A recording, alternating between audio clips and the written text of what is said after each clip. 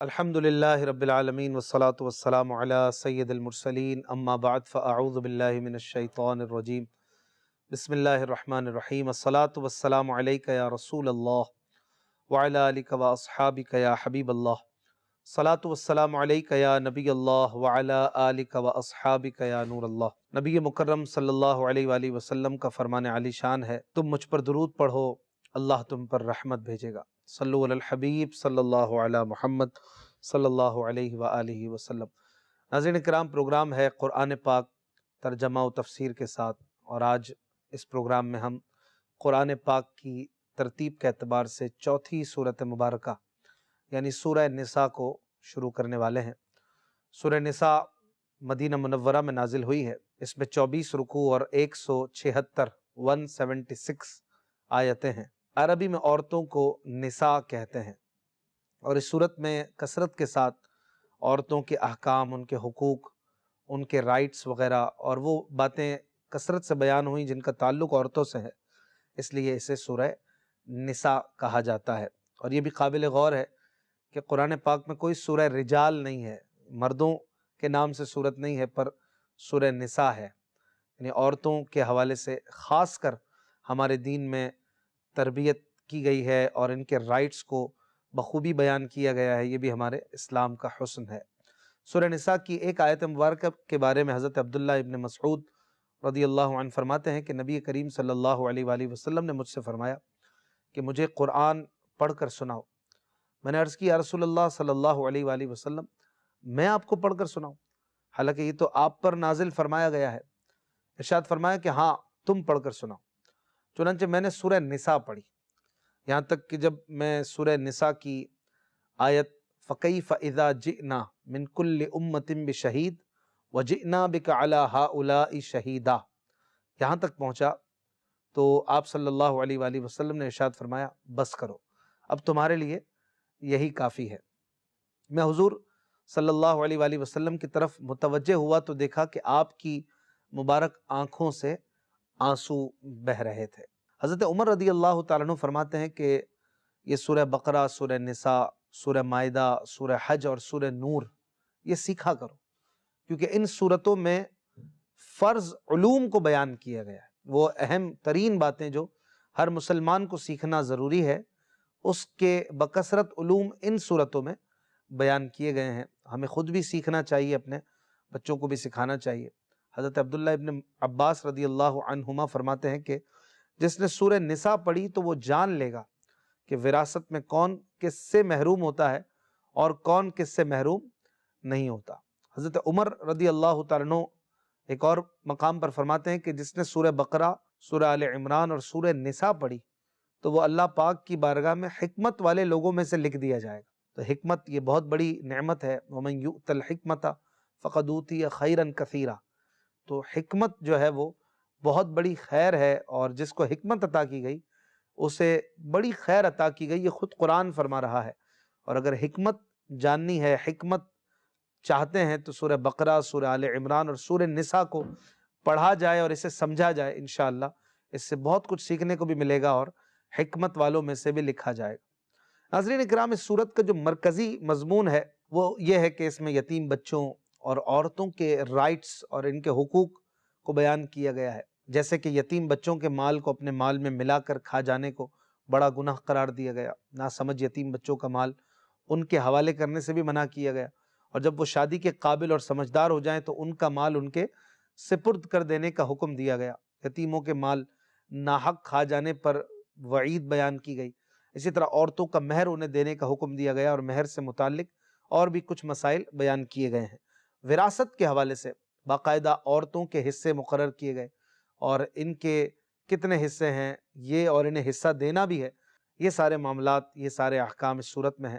اور پھر ان عورتوں کا بھی ذکر اس صورت میں آتا ہے کہ جو ہم پر ہمیشہ کے لیے حرام ہو جاتی ہیں، چاہے وہ نسب کی وجہ سے ہو یا رضاعت کی وجہ سے ہو یا سسرالی رشتے یعنی مصاہرت کی وجہ سے ہوں، بہرحال ان محرمات کا بھی ذکر اس صورت میں ہے۔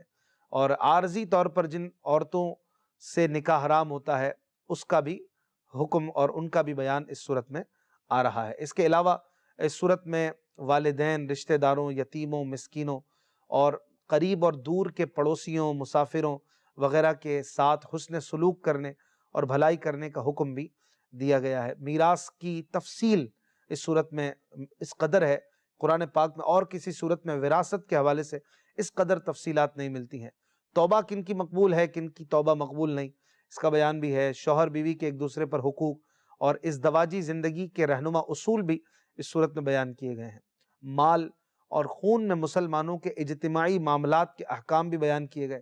کبیرہ گناہوں سے بچنے کی فضیلت بیان کی گئی۔ حسد سے بچنے کا حکم بھی اس صورت میں ہے۔ اسی طرح تکبر، بخل اور ریاکاری کے حوالے سے بھی مذمت اس صورت میں آتی ہے۔ قاتل کے بارے میں احکام بھی اس صورت میں ہے۔ نماز خوف کا طریقہ اس صورت میں بیان کیا گیا ہے۔ نیک اعمال کرنے، گناہوں سے توبہ کرنے کی تلقین والی آیتیں ہیں۔ اخلاقی اور ملکی معاملات کے اصول اور جنگ کے بعض احکام بھی اس صورت میں آتے ہیں۔ منافقوں، عیسائیوں اور خاص طور پر یہودیوں کے خطرات سے مسلمانوں کو اس صورت کے ذریعے آگاہ فرمایا گیا، اور اس صورت کے آخر میں حضرت عیسیٰ علیہ السلام کے بارے میں عیسائیوں کی کچھ گمراہ کن باتیں ان کا بھی ذکر کر کے حقیقت حال جو حضرت عیسیٰ علیہ السلام کے بارے میں ہے اس کا بیان قرآن پاک میں کیا گیا ہے۔ سورہ نساء کی اپنے سے پہلے صورت یعنی سورہ آل عمران کے ساتھ جو مناسبت ہے، جو ربط ہے، وہ بھی بہت سارے انداز سے ہے۔ جیسا کہ سورہ آل عمران کے آخر میں مسلمانوں کو تقوی اور پرہیزگاری اختیار کرنے کا حکم دیا گیا تھا، اور سورہ نساء کے ابتدا میں تمام لوگوں کو تقوی کا درس دیا جا رہا ہے۔ اسی طرح سورہ آل عمران میں غزوہ احد کے واقعے کے ساتھ اس کی تفصیلات کو بیان کیا گیا تھا، اور اس سورت کی آیت نمبر 88 میں بھی غزوہ احد کا ذکر ہے۔ سورہ آل عمران میں غزوہ احد کے بعد ہونے والے غزوہ حمراء الاسد کا ذکر ہے، اور اس سورت کی آیت نمبر 104 میں بھی اسی غزوہ حمراء الاسد کا ذکر اشارتاً کیا گیا ہے۔ دونوں صورتوں میں یہودیوں اور عیسائیوں کے حضرت عیسیٰ علیہ السلام کے حوالے سے باطل عقیدے اور برے نظریات کا رد بھی کیا گیا ہے، اور اس طرح سے یہ دونوں صورتیں اپنے ساتھ ایک مناسبت رکھتی ہیں۔ آئیے سورہ نساء شروع کرتے ہیں۔ اعوذ باللہ من الشیطان الرجیم، بسم اللہ الرحمن الرحیم۔ یا ایہا الناس اتقوا ربکم الذی خلقکم من نفس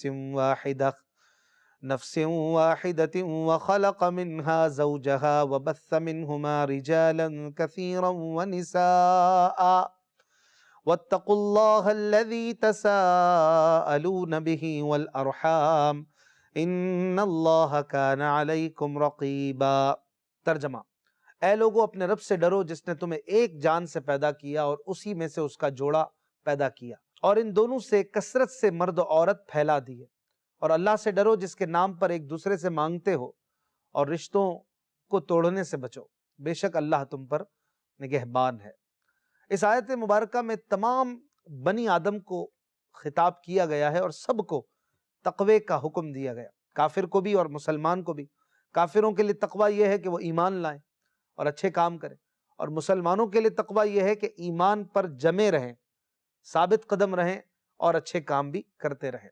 ہر ایک کو اپنے اعتبار سے تقوی کا حکم ہے، اور اس کے بعد یہاں پر چند چیزیں بیان فرمائی گئیں کہ اللہ تبارک و تعالیٰ نے انسانوں کو ایک جان یعنی حضرت آدم علیہ السلام سے پیدا کیا۔ حضرت آدم علیہ السلام کے وجود سے ان کا جوڑا یعنی حضرت حوا رضی اللہ عنہا کو پیدا فرمایا، اور انہی دونوں حضرات سے زمین میں نسل در نسل کثرت سے مرد و عورت کا سلسلہ جاری فرما دیا۔ چونکہ نسل انسانی کے پھیلنے سے باہم ظلم اور حق تلفی کا سلسلہ بھی شروع ہوا، لہٰذا ساتھ ہی ساتھ خوف خدا کا بھی حکم دیا گیا تاکہ ظلم سے بچیں، اور چونکہ ظلم کی ایک صورت اور بدترین صورت رشتہ داروں سے قطع تعلقی ہے، لہٰذا اس سے بچنے کا حکم اس آیت میں دیا گیا۔ آپ غور کریں گے تو اس آیت مبارکہ میں 2 بار تقوی کا ذکر ہے۔ قرآن پاک میں ایسی 2 آیتیں ہیں کہ جن میں 2 بار تقوی کا ذکر ہے، یعنی ایک ہی آیت میں 2 بار اللہ سے ڈرنے کا ذکر ہے۔ ایک یہ سورہ نساء کی پہلی آیت ہے جس میں اللہ پاک نے پہلے بھی فرمایا یا ایھا الناس اتقوا ربکم، اور پھر اس کے مڈ میں بھی فرمایا واتقوا اللہ الذی تساءلون بہ والارحام۔ 2 بار تقوی کا ذکر ہے۔ دوسری جو آیت ہے وہ سورہ حشر میں ہے جس میں اللہ پاک نے فرمایا کہ یا ایھا الذین آمنوا اتقوا اللہ ولتنظر نفس ما قدمت لغد۔ اے ایمان والو، اللہ پاک سے ڈرو اور ہر جان یہ دیکھے کہ اس نے کل کے لیے کیا چھوڑا، کیا آگے بھیجا؟ واتقوا اللہ، اللہ پاک سے ڈرتے رہو. یعنی اس آیت میں بھی 2 بار تقوی کا ذکر ہے. ان اللہ خبیر بما تعملون، اللہ پاک جو ہے وہ تم سے خبردار ہے، تمہارے کاموں کو جاننے والا ہے. یہ قرآن پاک کی 2 آیتیں ہیں جن میں 2 بار تقوی کا ذکر ہے. مراد یہ کہ یہ بڑی امپورٹنٹ آیتیں ہیں، کیونکہ اللہ تبارک و تعالی اگر کسی بات کو ریپیٹڈلی بیان فرماتا ہے تو وہ بیکار نہیں ہے. ایک چیز ہم دہرا دیتے ہیں ایک سے دوسری بار تیسری بار، ہمارا بعض اوقات بولنا فضول بھی ہوتا ہے، لیکن اللہ تبارک و تعالی سے تو یہ ممکن ہی نہیں ہے. لہٰذا اس کا 2 بار کسی چیز کو فرمانا وہ کئی حکمتوں سے بھرا ہوا ہے، اور وہ حکمت اللہ پاک جانتا ہے. اس میں ایک چیز تقوی کی تاکید اور تقوی کے حوالے سے مبالغہ بھی ہے کہ اللہ تبارک و تعالی چاہتا ہے کہ انسان اس سے ڈرے تاکہ اس کی سلامتی کے ذرائع موجود رہیں اور وہ جنت کی طرف بڑھتا جائے، جنت میں پہنچ جائے. لہٰذا خاص طور پر نسل انسانی کی بقا میں جو شے ہے وہ ہے اللہ پاک کا خوف، اللہ سے ڈرنا. یہ انسان کو بچا کے رکھتا ہے، دنیا میں بھی آخرت میں بھی، اور معاشی معاملات ہو، معاشرتی معاملات ہو، تمام چیزوں میں اللہ پاک سے ڈرنا یہ انسان کو ممد و معاون ثابت ہوتا ہے. اس کی بچت اس کی بقا کے لیے بہت ضروری ہے. اور جو اللہ سے نہیں ڈرتا ہے وہ دیکھا جائے تو پھر ہر کسی سے ڈرتا ہے، وہ پھر ہر کسی سے بھاگ رہا ہوتا ہے اور وہ پریشان کن زندگی گزارتا ہے. اللہ کا ڈر اور اللہ پاک کا خوف یہ انسان کے لیے بڑا مددگار ہے. اسی لیے اس آیت میں بھی خاص طور پر اللہ سے ڈرنے اور پھر اسی ڈر کے ساتھ رشتہ داروں کے ساتھ اچھا سلوک کرنے اور لوگوں کے ساتھ اچھی طرح پیش آنے کا بھی درس دیا گیا. یہاں پر ایک اور بات بہت اہم ہے کہ مسلمانوں کا عقیدہ ہے کہ انسانوں کی ابتدا حضرت آدم علیہ الصلوۃ والسلام سے ہوئی، اور اسی لیے آپ علیہ الصلوۃ والسلام کو ابو البشر یعنی انسانوں کا باپ کہا جاتا ہے. حضرت آدم علیہ الصلوۃ والسلام سے انسانیت کی ابتدا ہونا بڑی قوی دلیل سے ثابت ہے. مثلا دنیا کی مردم شماری سے پتہ چلتا ہے کہ آج سے 100 سال پہلے دنیا میں انسانوں کی تعداد آج سے بہت کم تھی، اور اس سے 100 برس پہلے اور بھی کم. تو اس طرح ماضی کی طرف چلتے چلتے اس کمی کی انتہا ایک ذات قرار پائے گی، اور وہ ذات کون ہے؟ وہ ذات حضرت آدم علیہ الصلوۃ والسلام ہے. یا یوں کہیے کہ قبیلوں کی کثیر تعداد بالآخر ایک شخص پر جا کر ختم ہو جاتی ہے. مثلا سید دنیا میں کروڑوں پائے جائیں گے، مگر ان کی انتہا رسول اکرم صلی اللہ علیہ وآلہ وسلم کی ایک ذات پر ہوگی. یوں ہی بنی اسرائیل کتنے بھی کثیر ہوں، مگر اس تمام کثرت کا اختتام حضرت یعقوب علیہ الصلوۃ والسلام کی ایک ذات پر ہوگا. اب اسی طرح اوپر چلنا شروع کریں تو انسانوں کے تمام قوموں قبیلوں کی انتہا ایک ذات پر جا کر ختم ہو جائے گی، جس کا نام تمام آسمانی کتابوں میں آدم ہے. اور یہ تو ممکن نہیں ہے کہ وہ ایک شخص پیدائش کے موجود طریقے سے پیدا ہو، یعنی ماں اور باپ کے سلسلے سے پیدا ہو، کیونکہ اگر اس کے لیے باپ فرض بھی کیا جائے تو ماں کہاں سے آئے گی، اور پھر جسے باپ مانا وہ خود کہاں سے آیا. لہٰذا ضروری ہے کہ اس کی پیدائش بغیر ماں باپ کے ہو، اور جب بغیر ماں باپ کے پیدا ہوا تو بالیقین وہ اس طریقے سے ہٹ کر پیدا ہوا. اور وہ طریقہ قرآن نے بتایا کہ اللہ تعالیٰ نے اسے مٹی سے پیدا کیا، جو انسان کی رہائش یعنی دنیا کا بنیادی جز ہے. پھر یہ بھی ظاہر ہے کہ جب ایک انسان یوں وجود میں آ گیا تو دوسرا ایسا وجود چاہیے جس سے نسل انسانی چل سکے اور یہ سلسلہ آگے گرو کرے. تو دوسرے کو بھی پیدا کیا گیا، لیکن دوسرے کو پہلے کی طرح مٹی سے بغیر ماں باپ کے پیدا کرنے کے بجائے جو ایک انسان موجود تھا اسی کے وجود سے پیدا فرما دیا، کیونکہ ایک شخص کے پیدا ہونے سے اب نوع موجود ہو چکی تھی. چنانچہ دوسرا وجود پہلے وجود سے کچھ کمتر اور عام انسانی وجود سے بلند تر طریقے سے پیدا کیا گیا. یعنی حضرت آدم علیہ الصلوۃ والسلام کی ایک بائیں پسلی ان کے آرام کے دوران نکالی اور ان سے ان کی بیوی حضرت حوا رضی اللہ عنہا کو پیدا کیا گیا. خواب سے بیدار ہو کر حضرت آدم علیہ الصلوۃ والسلام نے اپنے پاس حضرت حوا رضی اللہ عنہا کو دیکھا تو ایک اپنا ہم جنس مل گیا، ایک انسان سے انسان پہلی بار ملا، تو آپ کے دل میں ان کے لیے محبت پیدا ہوئی. مخاطب کر کے حضرت حوا رضی اللہ عنہا سے فرمایا کہ آپ کون ہیں؟ انہوں نے کہا میں عورت ہوں. فرمایا کس لیے پیدا کی گئی ہو؟ عرض کیا آپ کی تسکین کی خاطر. چنانچہ حضرت آدم علیہ الصلوۃ والسلام ان سے مانوس ہو گئے. تو یہ وہ معقول طریقہ اور سمجھ میں آنے والا سسٹم ہے جس سے نسل انسانی کی ابتدا کا پتہ چلتا ہے. بقیہ وہ جو کچھ لوگوں نے بندروں والا طریقہ نکالا ہے کہ انسان بندر سے بنا ہے، تو یہ پرلے درجے کی نامعقول بات ہے. یہاں ہم سنجیدگی کے ساتھ چند سوالات ان کے سامنے رکھتے ہیں، آپ بھی ان پر غور کر لیں، حقیقت آپ کے سامنے آ جائے گی۔ سوال یہ ہے کہ اگر انسان بندر ہی سے بنا ہے تو کئی ہزار سالوں سے کوئی نیا بندر انسان کیوں نہیں بن سکا؟ اور آج ساری دنیا پوری کوشش کر کے کسی بندر کو انسان کیوں نہیں بنا سکی؟ آج کل تو ٹیکنالوجی بڑی ہائی ہے، جدت ہی جدت ہے، تو اب تو بندر کو اور بھی کوئی بڑی چیز بننا چاہیے انسان بننے کے بجائے، چلو اب انسان ہی بنا کے دکھا دو۔ تو ایسا آج تک ہو ہی نہیں پایا کہ کسی بندر کو سائنس نے انسان بنایا ہو۔ تو یہ بات سمجھ میں نہیں آتی کہ انسان پہلے بندر تھا۔ اسی طرح یہ بھی سوال پیدا ہوتا ہے کہ بندروں سے انسان بننے کا سلسلہ کب شروع ہوا تھا؟ کیا اس کی ہسٹری کیا ہے؟ پھر یہ بنتے ہوئے کس نے دیکھا تھا کہ بندر انسان بن رہا ہے؟ اس کا راوی کون ہے؟ کس پرانی کتاب میں یہ بات مطالعے میں آئی؟ اسی طرح یہ سلسلہ کب شروع ہوا اور کب سے بندروں پر پابندی لگ گئی کہ جناب آئندہ آپ میں سے کوئی انسان بننے کی جرت نہ کرے؟ نیز بندر سے انسان بنا تو دم کا کیا ہوا؟ انسان بنتے ہی دم چڑھ گئی تھی یا کچھ عرصے بعد کاٹی گئی یا گھسٹ گھسٹ کر ختم ہو گئی؟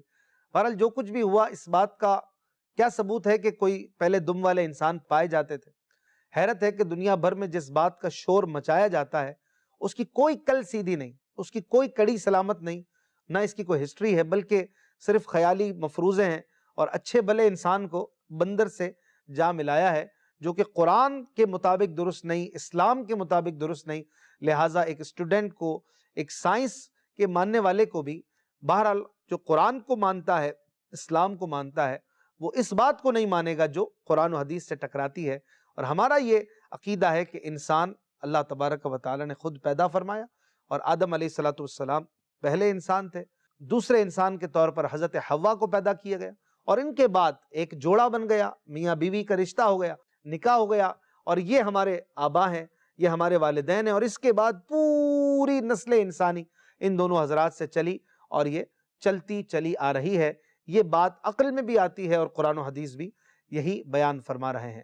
پھر مزید چونکہ ایک رشتہ جڑ گیا، ماں اور باپ بن گئے، پھر اولادیں ہوئیں، ایک سلسلہ نسب آگے بڑھا، رشتے بنتے گئے، بھائی بہن ہوئے، خالہ ماموں ہوئے، پھوپھی بنی، پھوپھا ہوئے، تایا ہوئے، چچا ہوئے، اس طرح یہ سلسلہ آگے بڑھتا گیا۔ تو اب یہ بھی درس دیا جا رہا ہے اسی آیت میں کہ وَاتَّقُوا اللَّهَ الَّذِي تَسَاءَلُونَ بِهِ وَالْأَرْحَامَ، اللہ سے ڈرو جس کے نام پر مانگتے ہو اور رشتوں کا لحاظ رکھو، رشتوں کا پاس رکھو، یعنی کہ اس اللہ پاک سے ڈرو جس کے نام سے ایک دوسرے سے مانگتے ہو، یعنی کہتے ہو اللہ کا واسطہ مجھے یہ دے دو، اللہ کا واسطہ یہ کام کر دو۔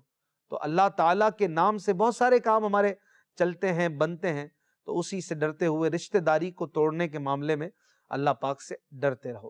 یہاں پر ناظرین غور فرمائیں کہ رشتہ کتنا اہم معاملہ ہے، اس کی اہمیت کتنی زیادہ ہے کہ قرآن پاک جا بجا اس کو توڑنے سے بچنے کا حکم دیتا ہے، اسے جوڑنے کی ترغیب دیتا ہے۔ اور قرآن پاک میں کئی مقامات پر، احادیث طیبات میں بھی کئی جگہوں پر ہمیں رشتوں کی اہمیت سمجھائی جاتی ہے۔ اللہ تبارک و تعالی فرماتا ہے وَالَّذِينَ يَنْقُضُونَ عَهْدَ اللَّهِ مِن بَعْدِ مِيثَاقِهِ، اور وہ جو اللہ کا عہد اسے پختہ کرنے کے بعد توڑ دیتے ہیں، وَيَقْطَعُونَ مَا أَمَرَ اللَّهُ بِهِ أَن يُوصَلَ، اور جسے جوڑنے کا اللہ نے حکم فرمایا ہے اسے کاٹتے ہیں، وَيُفْسِدُونَ فِي الْأَرْضِ أُولَٰئِكَ لَهُمُ اللَّعْنَةُ وَلَهُمْ سُوءُ الدَّارِ، اور زمین میں فساد پھیلاتے ہیں، ان کے لیے لعنت ہی ہے اور ان کے لیے برا گھر ہے۔ حضرت عبداللہ رضی اللہ عنہ سے روایت ہے کہ رسول اللہ صلی اللہ علیہ وآلہ وسلم نے ارشاد فرمایا جس قوم میں رشتہ داری توڑنے والا ہوتا ہے اس پر رحمت نہیں اترتی۔ حضرت ابو بکرہ رضی اللہ عنہ سے روایت ہے کہ حضور اقدس صلی اللہ علیہ وآلہ وسلم نے فرمایا جس گناہ کی سزا دنیا میں بھی جلد ہی دے دی جائے اور اس کے لیے آخرت میں بھی عذاب رہے، وہ بغاوت اور قطع رحمی سے بڑھ کر نہیں ہے۔ قطع رحمی یعنی رشتہ داری توڑنا۔ لہٰذا ہر مسلمان کو چاہیے کہ وہ رشتہ داری کو توڑنے سے بچے، رشتوں کا لحاظ رکھے اور اپنے رشتوں کے تعلقات کو جتنا ہو سکے مضبوط کرے، اس کے لیے بھرپور کوششیں کرے، تحفے تحائف کا لین دین ہو، اور جو رشتے اللہ پاک نے ہمیں عطا کیے ہیں ان کی قدر کرے۔ اور حقیقت میں رشتوں کی قدر وہی کرے گا جس کو اللہ پاک توفیق دے گا، اور اسلام پر جو عمل کرتا ہوگا وہ رشتوں کا بھی پاس رکھے گا۔ اور جو لاوارث ہے، جس کا کوئی اپنا نہیں ہے، اس سے جا کے پوچھئے کہ رشتوں کی اہمیت کیا ہوتی ہے، بھائی کیا ہوتا ہے، ماں کیا ہوتی ہے، باپ کیا ہوتا ہے، بہن کیا ہوتی ہے، خالہ کیا ہوتی ہے۔ جو لاوارث ہے، جسے اپنا کوئی نہیں پتا، جس کو اپنا کوئی بیک گراؤنڈ نہیں پتا، بیچارہ اسی طرح دنیا میں چل رہا ہے، ایسے بھی تو لوگ ہیں نا، ان سے پوچھئے کہ رشتوں کی اہمیت کیا ہوتی ہے۔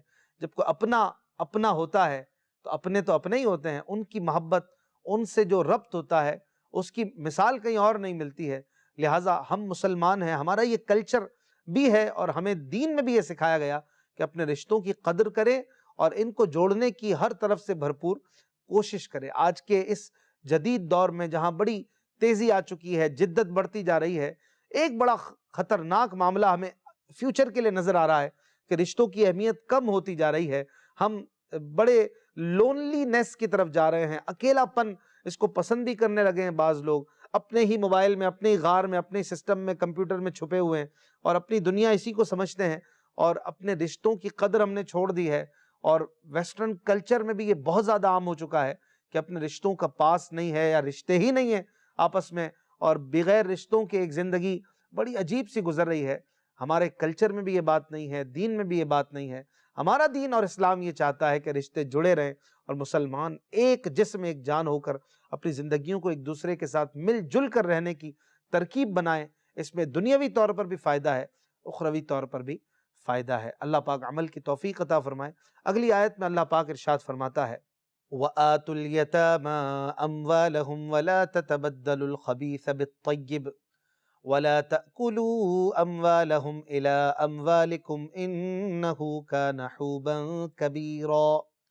ترجمہ: اور یتیموں کو ان کے مال دے دو اور پاکیزہ مال کے بدلے گندا مال نہ لو، اور ان کے مالوں کو اپنے مالوں میں ملا کر نہ کھاؤ، بے شک یہ بڑا گناہ ہے۔ ناظرین، ہوا یہ تھا کہ ایک شخص کی نگرانی میں اس کے یتیم بھتیجے کا بہت سارا مال تھا۔ جب وہ یتیم بالغ ہوا اور اس نے اپنا مال طلب کیا تو چچا نے دینے سے انکار کر دیا۔ اس پر یہ آیت نازل ہوئی، جسے سن کر اس شخص نے یتیم کا مال اس کے حوالے کر دیا اور کہا کہ ہم اللہ پاک اور اس کے رسول کی اطاعت کرتے ہیں۔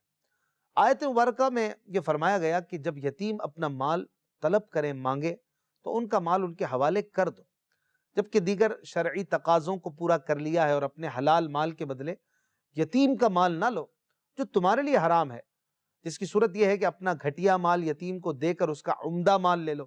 یہ تمہارا گھٹیا مال تمہارے لیے عمدہ ہے کیونکہ یہ حلال ہے، اور یتیم کا عمدہ مال تمہارے لیے گھٹیا اور خبیث ہے کیونکہ وہ حرام ہے۔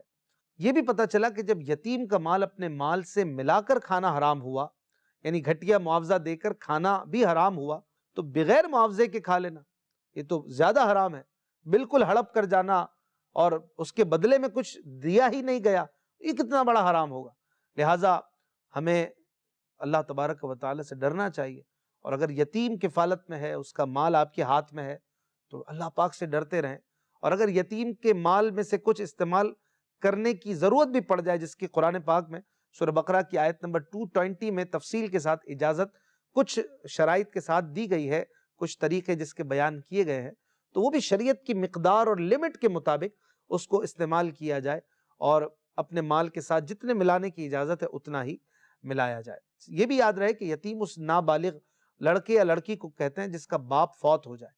آیت مبارکہ کو سامنے رکھتے ہوئے یتیموں کے متعلق چند باتیں یہاں پر ضمناً سماعت کر لیں کہ یتیم کو تحفہ دے سکتے ہیں مگر اس کا تحفہ نہیں لے سکتے۔ اگر کوئی شخص فوت ہو، اس کے ورثہ میں یتیم بچے بھی ہوں، تو اس ترکے سے، یعنی اس کے چھوڑے ہوئے مال سے تیجا، 40واں، نیاز، فاتحہ اور خیرات وغیرہ کرنا سب حرام ہے، اور لوگوں کا یتیموں کے مال والی اس نیاز، فاتحے کے کھانے کو کھانا بھی حرام ہے۔ یہ مسئلہ بہت زیادہ پیش آنے والا ہے، لہٰذا اس میں احتیاط کرنی چاہیے، اور یتیموں کا مال ہرگز ایک لقمہ، ایک دانہ بھی کھانے سے بہت زیادہ ڈرنا چاہیے۔ ایسے مواقع پر جائز نیاز کا طریقہ یہ ہے کہ بالغ ورثہ اپنے مال سے، یعنی ان کا جو حصہ ہے اس سے نیاز وغیرہ دلا دے۔ یہ بھی یاد رہے کہ یہاں وہ دعوت مراد نہیں ہے جو تدفین کے بعد یا سویم کے دن کی پکائی جاتی ہے، کیونکہ وہ دعوت تو باہر صورت ناجائز ہے، خواہ اپنے مال سے کریں۔ تیجا، فاتحے کا ایصال ثواب جائز ہے، لیکن رشتہ داروں اور اہل محلہ کی جو دعوت کی جاتی ہے یہ ناجائز ہے، وہ کھانا صرف فقراء کو کھلانے کی اجازت ہے۔ اس کے بارے میں مزید تفصیلات اگر جاننا چاہیں تو فتاوی رضویہ کی 9ویں جلد میں آپ اعلیٰ حضرت امام محمد رضا خان رحمۃ اللہ تعالی علیہ کے 2 کتابچے ہیں، الحجۃ الفائحہ لطیب التعیین والفاتحہ، دن متعین کرنے اور مروجہ فاتحہ سویم وغیرہ کا ثبوت، اس حوالے سے بڑا خوبصورت کتابچہ ہے، چھوٹا سا رسالہ ہے۔ اسی طرح ایک اور رسالہ ہے جلی الصوت لنہی الدعوت امام موت، کسی کی موت پر دعوت کرنے کی ممانعت کا واضح بیان، اس حوالے سے یہ دونوں کتابچے بڑے اہم ہیں۔ تو مسلمان ہیں تو اسلام اور شریعت کو فالو کرتے ہوئے جو بھی جائز طریقے ہیں ان پر سویم بھی کرنا ہے، 40واں بھی کریں، دیگر ایصال ثواب وغیرہ بھی کریں، لیکن سب شریعت کے دائرے میں رہتے ہوئے ہو۔ اللہ پاک سے دعا ہے وہ قرآن سمجھنے اور اس پر عمل کرنے کی توفیق عطا فرمائے۔ زندگی رہی تو انشاءاللہ اگلے پروگرام میں ملتے ہیں۔ اپنا خیال رکھیے گا۔ صلو علی الحبیب صلی اللہ علی محمد صلی اللہ علیہ وآلہ وسلم۔